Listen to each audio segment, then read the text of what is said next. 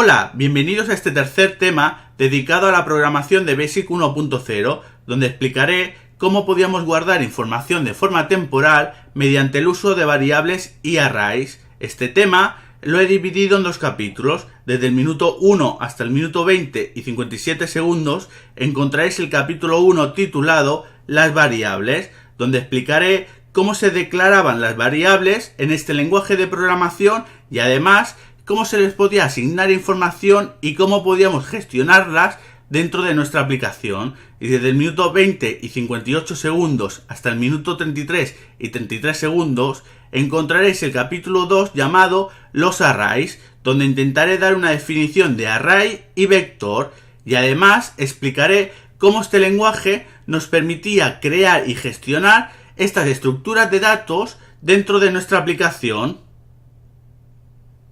Hola, bienvenidos al capítulo 1 del tercer tema sobre programación en BASIC 1.0. En este capítulo llamado Las variables hablaremos sobre todos los aspectos relacionados con las variables en este lenguaje de programación. Para aquellos que no sepáis qué es una variable, se podría definir como un pequeño contenedor que reservamos en la memoria RAM de cualquier ordenador y que le podemos asignar un nombre para acceder a este contenedor, ya sea para guardar un valor de forma temporal o bien para rescatar el valor guardado en él.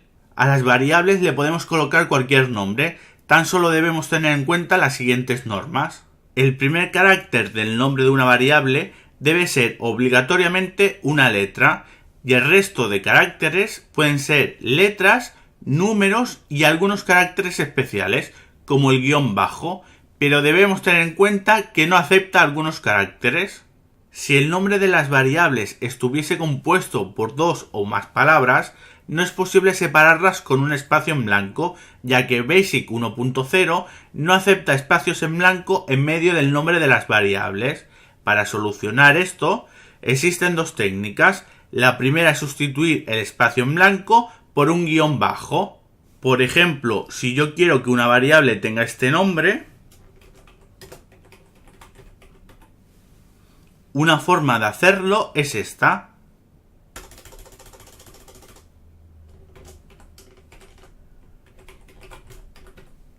Otra técnica que podemos utilizar para escribir el nombre de esta variable consistiría en escribir todas las palabras juntas en minúsculas, excepto la primera letra de cada palabra a partir de la segunda palabra, que se escribiría en mayúscula. Por ejemplo,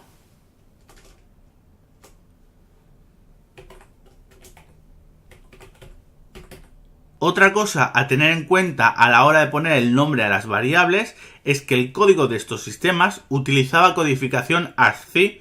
Esto quiere decir que el nombre de las variables solo podían llevar caracteres anglosajones. Por ejemplo, no podemos utilizar la letra ñ.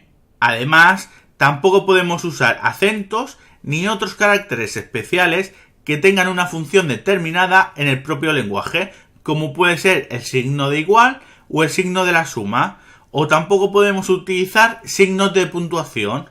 A la hora de crear una variable, debemos tener en cuenta que BASIC 1.0 solo trataba con dos tipos de datos, los números y las cadenas de texto, y además no todas las implementaciones de BASIC en aquella época tenían un comportamiento similar. Por ejemplo, la implementación Locomotive Basic que incorporaban los Astram CPC, aparte de distinguir entre números y letras, las variables numéricas también podían diferenciar entre números de tipo entero, es decir, sin decimales, y números reales, es decir, con decimales. Para crear una variable que vaya a guardar un valor numérico, ya sea entero o real, es tan sencillo como indicar el nombre de la variable y su valor inicial. De esta forma, inicializamos una variable en la misma línea de código y será el propio sistema quien decida automáticamente el tipo de variable numérica, ya sea entera o real. Por ejemplo, si ejecuto esta orden,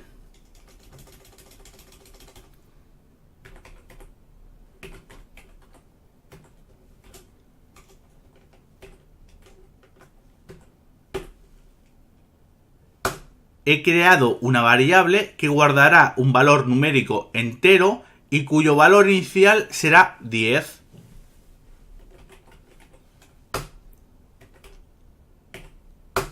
Las variables también se pueden crear e inicializar de esta misma forma dentro del código de un programa. Por ejemplo,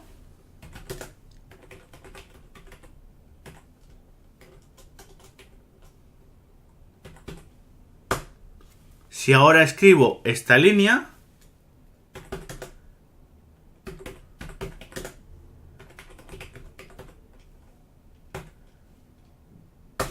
y ahora ejecuto la aplicación cargada en memoria,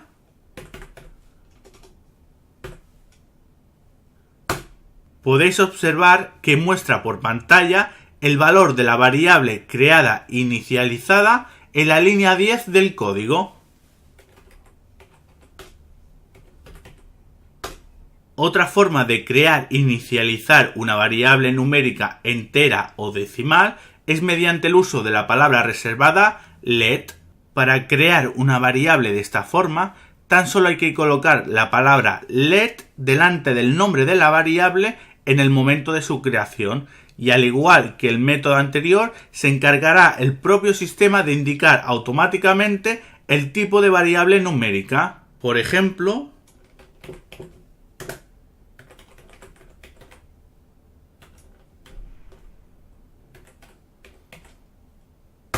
con esta línea he creado una variable que guardará valores numéricos reales y cuyo valor inicial será 10,1.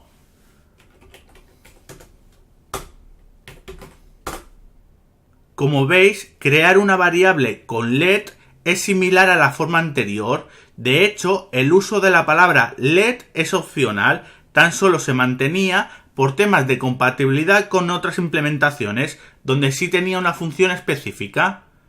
Basic 1.0, aparte de variables numéricas, también podía tratar con variables preparadas para guardar cadenas de texto, lo que actualmente se conoce como string, pero tan solo podía trabajar con este tipo de texto y no con otras variantes como puede ser los tipos char.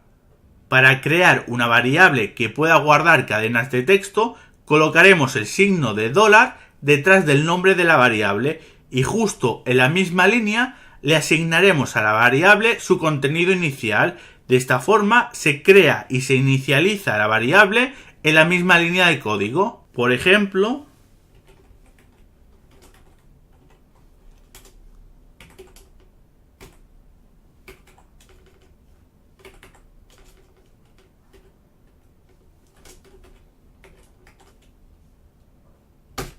como podéis ver, para asignar el texto a la variable, aparte de utilizar el signo de igual, he colocado unas dobles comillas al principio y al final del texto que quiero guardar en la variable. El funcionamiento de las variables que contienen cadena de texto cambia respecto a las variables numéricas.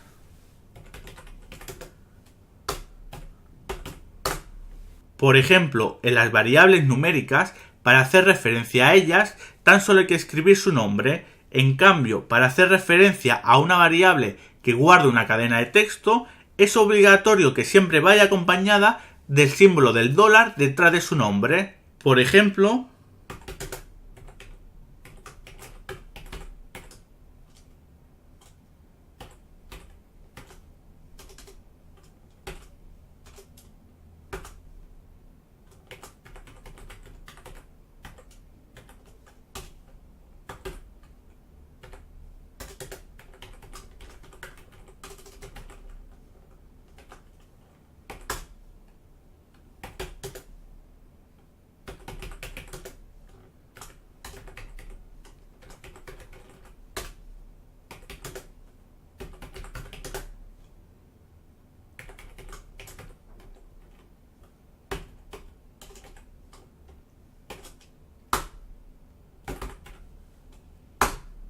si observáis la línea 30, para hacer referencia al contenido de la variable numérica y así mostrarlo por pantalla, tan solo he escrito su nombre. En cambio, en la línea 40 he necesitado colocar el símbolo del dólar detrás del nombre de la variable.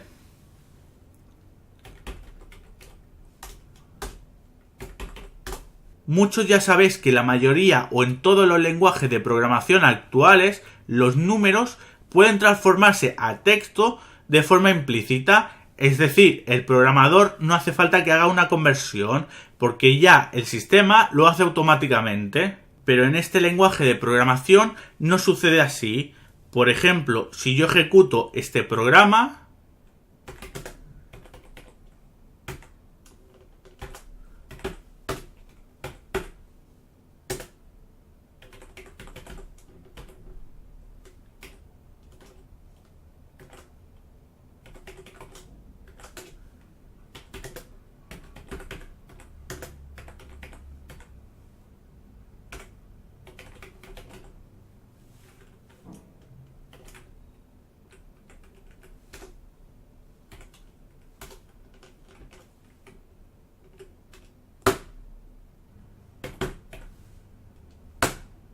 veréis que da error.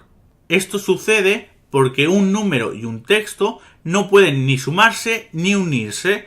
Para solucionar esto, deberemos convertir una de estas variables al mismo tipo de dato que la otra. Para hacer conversiones disponemos de varias instrucciones. La instrucción defstr convierte una variable numérica a texto. Por ejemplo, si al código anterior le añado esta línea,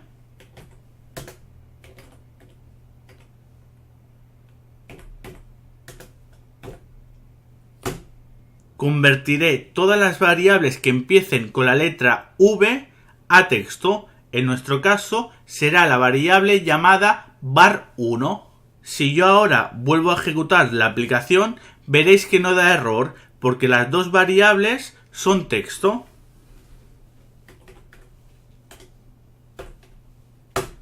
Otra forma de usar esta función es esta.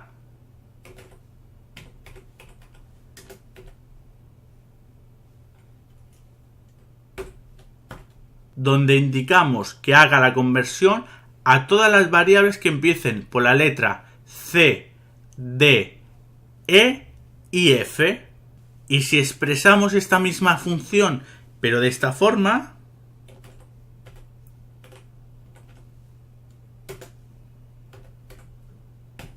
indicamos que tan solo se convertirán las variables que empiecen por la letra C y F. El inconveniente de esta instrucción es que para realizar la conversión elimina y vuelve a crear la variable, haciendo que se pierda el valor de su interior. Aparte de esta instrucción, las instrucciones def int y def real harían la misma conversión, pero de una variable con texto a una variable numérica. Otra cosa a tener en cuenta es que en el momento que nosotros asignemos un nuevo valor a una variable, esta se destruye y se vuelve a crear con el valor indicado y con el tipo de dato correspondiente al valor indicado. Por ejemplo,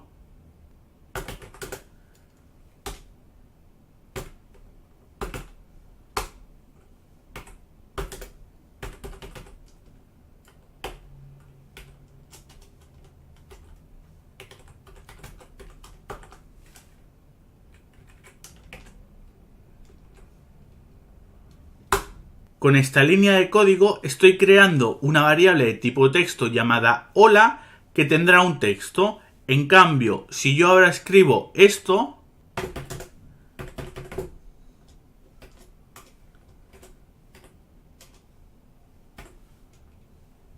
le estoy asignando un valor numérico a la variable creada en la línea 10, pero en realidad el sistema destruye la variable y la vuelve a crear, pero esta vez será de tipo numérico y guardará el número 9. Por ejemplo, si yo ahora añado esta línea al programa cargado en memoria,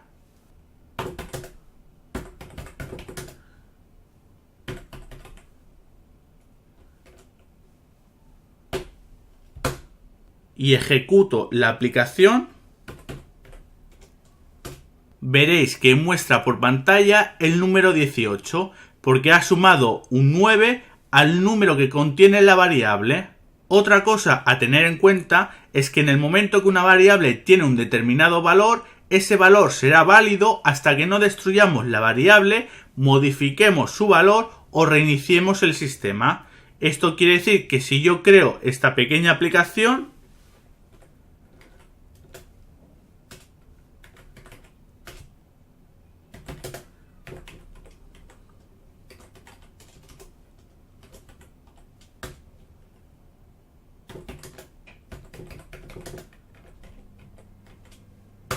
he creado una variable llamada var1 con un valor igual a 10 y a continuación muestra su valor por pantalla. Como podéis ver si ejecuto ahora el programa. Si ahora ejecuto esta instrucción,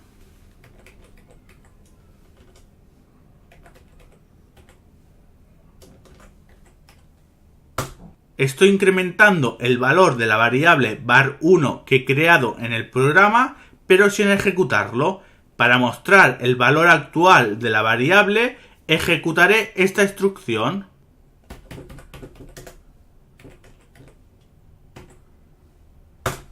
Con esto quiero llegar a la conclusión que el valor que se asigne a una variable en la línea de un programa o mediante la ejecución de una orden directa será válido hasta que dicha variable no se modifique, se destruya o se reinicie el sistema.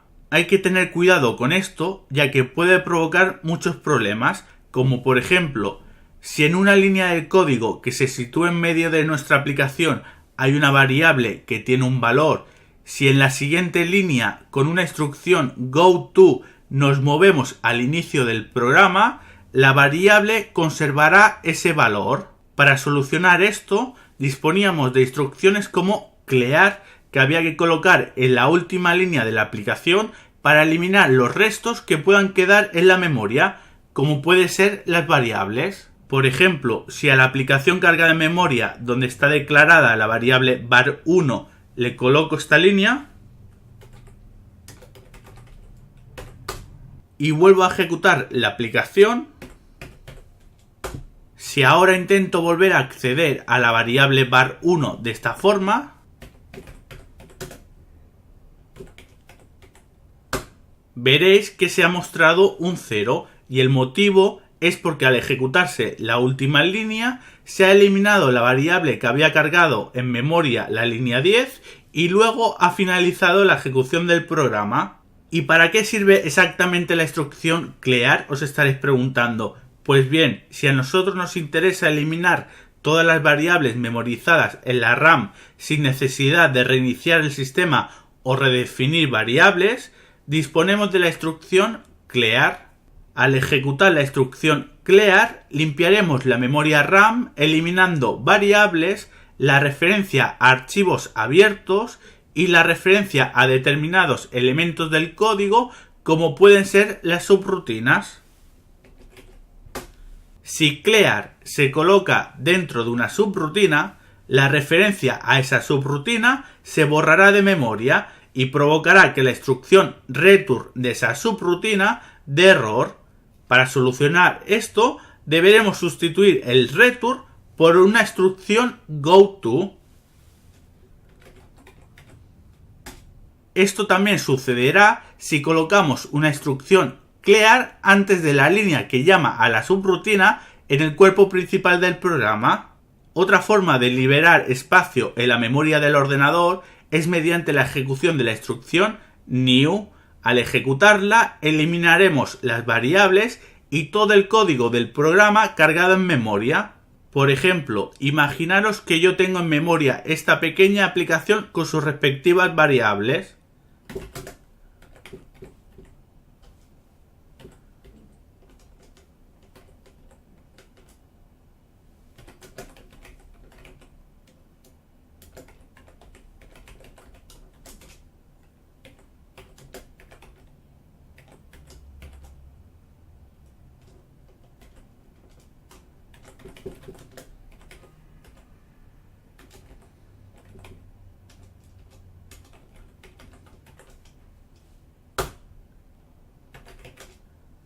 Veréis que si yo ejecuto la instrucción list, el programa y sus variables están cargadas en memoria. Si ahora ejecuto la instrucción new, veréis que no ha sucedido nada en la pantalla, pero si yo ejecuto otro list, veréis que no se ha mostrado la aplicación, ya que se han borrado todas las líneas de código del programa cargado en memoria y sus respectivas variables. Por ejemplo, si intento mostrar el contenido de una de estas variables que estaban almacenadas en memoria,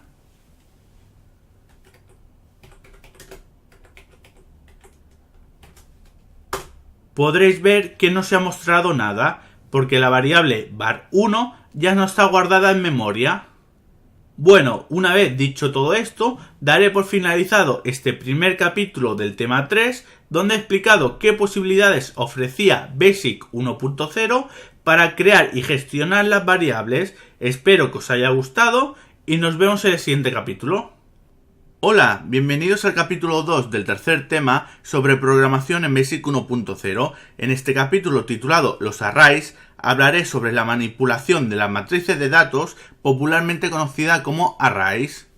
Antes de empezar a explicar cómo era la gestión de los arrays en BASIC 1.0, me gustaría intentar explicar los conceptos de matriz, array y vector, ya que a veces no están bien definidos sus conceptos y provocan confusión. Generalmente, cuando se habla de array o matriz de datos, la gente se refiere a una estructura o colección de datos del mismo tipo, de una o varias dimensiones, estática o dinámica, que gestiona los datos mediante el uso de claves valores, donde las claves son el número o índice de posición que ocupan en la estructura. Además de esto, existen personas que cuando hablan de vectores se refieren únicamente a estas estructuras, pero cuando tienen una dimensión. Ahora bien, el término array en muchos lenguajes se ha popularizado para hacer referencia a este tipo de estructuras de datos, ya sean de una o varias dimensiones, pero que son estáticas, es decir, que una vez creadas sus posiciones, no pueden modificarse. Además de esta estructura, otros lenguajes, para facilitar la programación, han creado un objeto independiente al array, pero cuyo funcionamiento es similar y que lo han llamado vector. La diferencia de este objeto con los arrays es que los vectores normalmente son de una dimensión, pero hay algunos lenguajes que permiten que tengan varias dimensiones, pero la diferencia con los arrays es que son estructuras dinámicas, es decir, que una vez creadas se les puede añadir posiciones. Y si la cosa no fuese complicada, hay que decir que algunos lenguajes de programación no trabajan con arrays estáticos. Por lo tanto, estos lenguajes usan el término array para referirse a estas estructuras de datos, pero que son dinámicas. Como podéis ver, los términos array y vector no acaban de estar bien definidos. Por ello, nosotros, en estos videotutoriales, cuando hablemos de array, haremos referencia a cualquier estructura matriz de datos sin diferenciar entre array y vector. Pues bien, BASIC 1.0, al igual que la mayoría de lenguajes de programación modernos, podía trabajar con arrays de una o varias dimensiones. Si nosotros queremos declarar un array, ya sea de una o varias dimensiones, debíamos colocar la palabra dim y a continuación el nombre del array y entre paréntesis el número de índice hasta el cual queremos que llegue el array. Hay que tener cuidado con esto porque en BASIC 1.0 es ligeramente diferente a los lenguajes modernos. Por ejemplo, si tú declaras un array, en la mayoría de lenguajes actuales le puedes indicar que tendrá 5 posiciones, pero en BASIC 1.0 le estarías indicando que la última posición del array tendrá como índice un 5. Por ejemplo, si yo declaro en BASIC este array,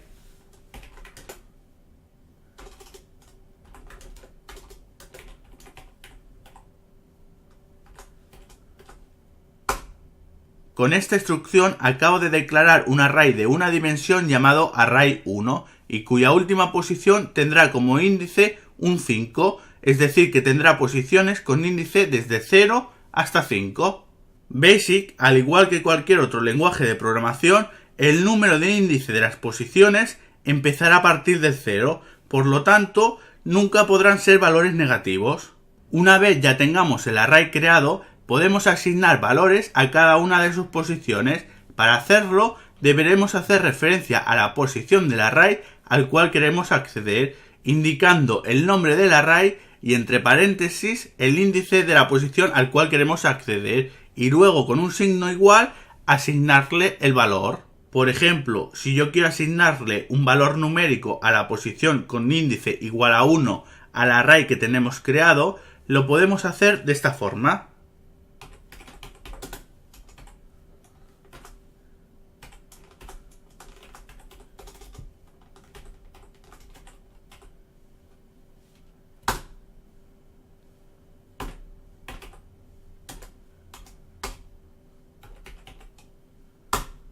Una curiosidad que tenían estos arrays unidimensionales en los sistemas CPC es que si el array tenía posiciones hasta el índice 10, no hacía falta declarar el array, tan solo con asignar un valor a una posición con índice igual o menor que 10 a un array que no se había declarado, el sistema lo hacía automáticamente. Pero cuidado, que si asignamos un valor a una posición con índice superior a 10 a un array no declarado, dará error. Una curiosidad que debemos tener en cuenta y por lo tanto debemos tener cuidado a la hora de asignar valores a las posiciones de un array es que en un mismo array puede haber una posición que guarde un valor numérico entero, otra posición un valor numérico real y otra posición una cadena de texto. Por ejemplo, si yo declaro este array,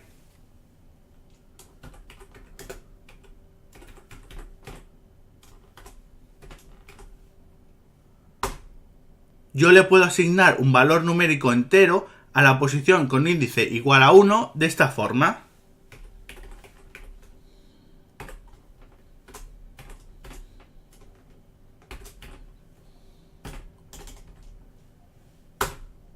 También le puedo asignar a la posición 3 un valor numérico real de esta forma.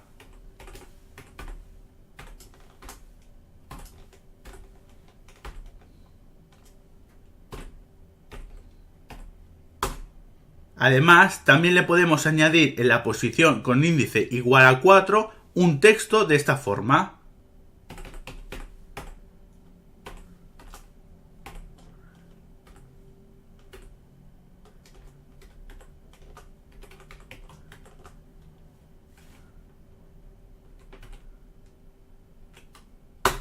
Si nosotros queremos acceder al valor numérico que guarda la posición de un array, tan solo hay que escribir el nombre del array y entre paréntesis colocar el índice de la posición.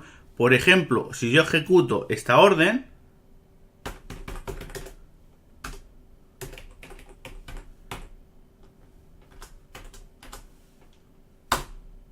estoy mostrando el contenido numérico de la posición con índice igual a 3 del array llamado array2. Si yo quiero acceder al contenido en formato texto que guarda una posición del array, lo podré hacer de esta forma.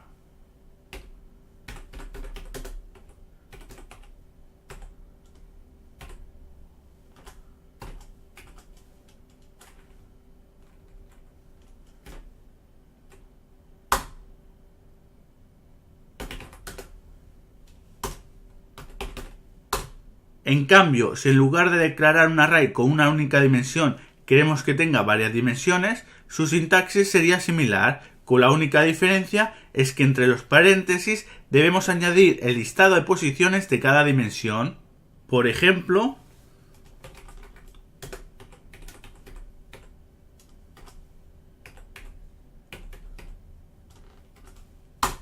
con esta orden que acabo de ejecutar, declaro un array llamado array2 que tendrá 3 dimensiones, donde la primera dimensión tendrá 2 posiciones, la segunda dimensión tendrá 3 posiciones y la tercera dimensión 5 posiciones.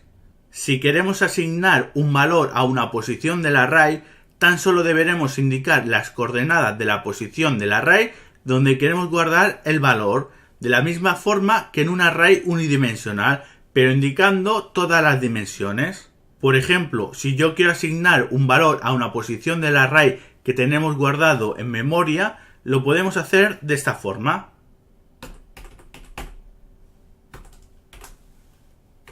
Esta será la coordenada de la primera dimensión. Esta será la coordenada de la segunda dimensión. Y esta será la coordenada de la tercera dimensión.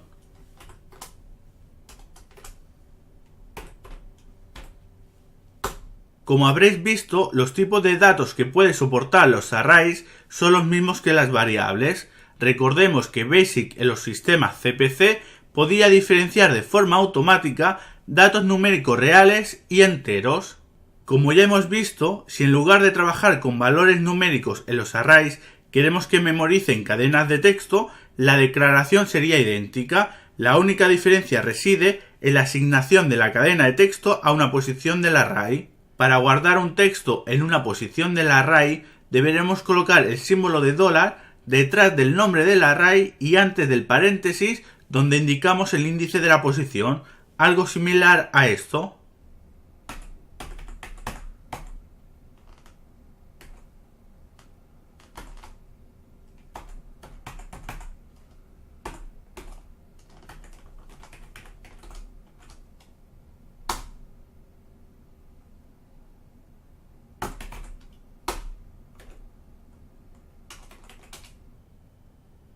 Al igual que las variables, cuando declaramos un array en una aplicación, el array quedará guardado en memoria hasta que no lo destruyamos o reiniciemos el sistema. Por ejemplo, si yo guardo en memoria este programa donde declaro un array y le asigno un valor a las posiciones 0 y 1,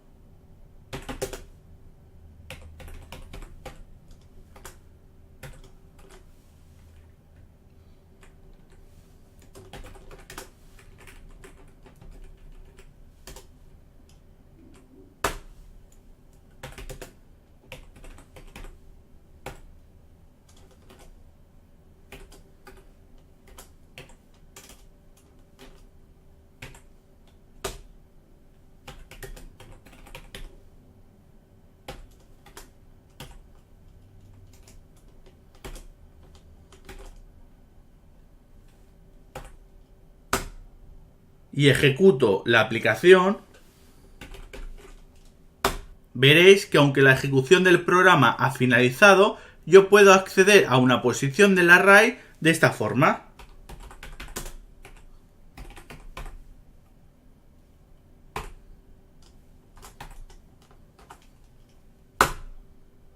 Si nosotros queremos eliminar las posiciones del array para así liberar espacio en memoria, podemos utilizar la instrucción erase. Por ejemplo, si coloco esta instrucción de esta forma,